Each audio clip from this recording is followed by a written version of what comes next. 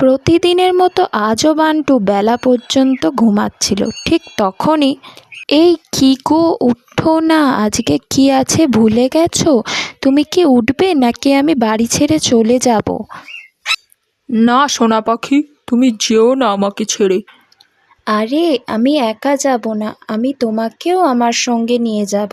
আজ তো জামাই ষষ্ঠী আছে, তুমি কি ভুলে গেছো নাকি?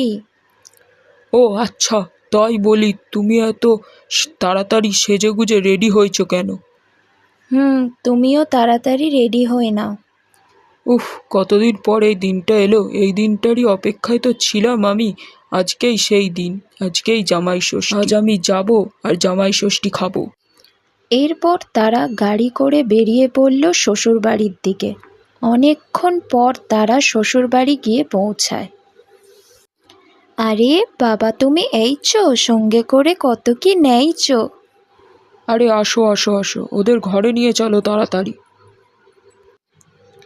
এরই মাঝে সোনা পাখি লক্ষ্য করে যে তাদের আনা গিফটের ব্যাগটা বান্টু গাড়িতেই ভুলে গেছে। সেটা সে নামায়নি গাড়ি থেকে।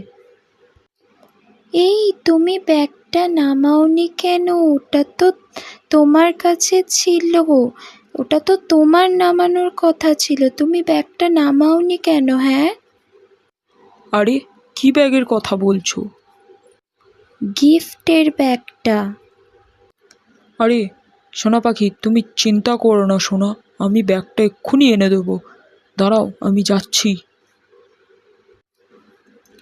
এই বলে বান্টু বেরিয়ে যায় ব্যাগ আনতে। কিন্তু সে আবারও পথ ভুলে অন্য একজনের বাড়িতে চলে যায়। এই, কে বাবা তুমি?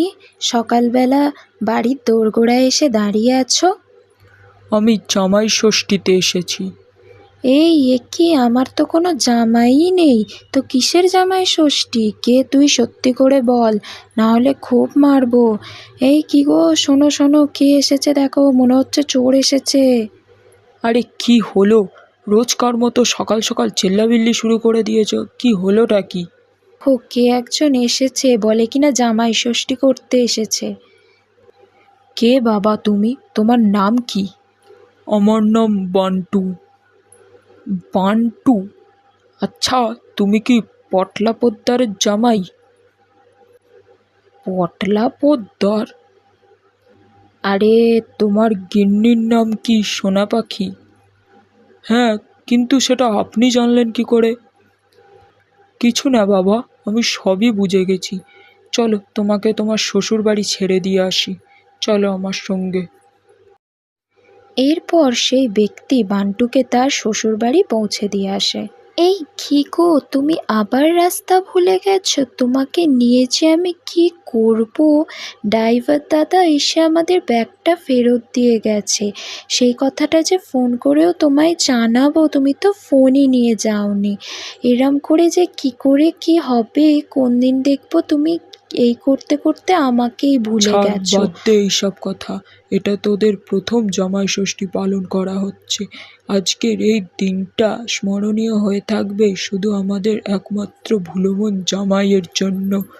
এই বলে সবাই তারপরে হাসাহাসি করতে থাকে।